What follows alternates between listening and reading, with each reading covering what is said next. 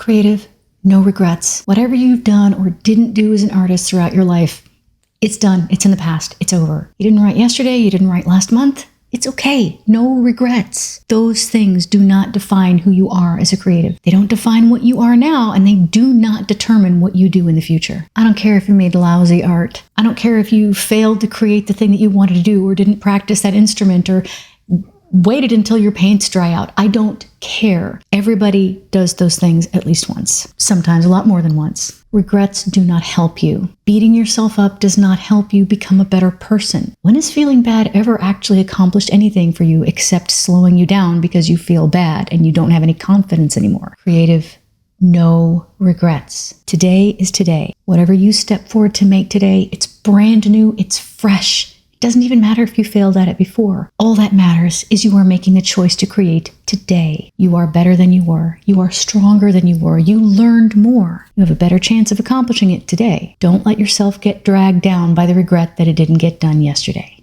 You can do this, creative. You are worth this, and your art does not deserve that regret. Sit down with me now, and let's make something new.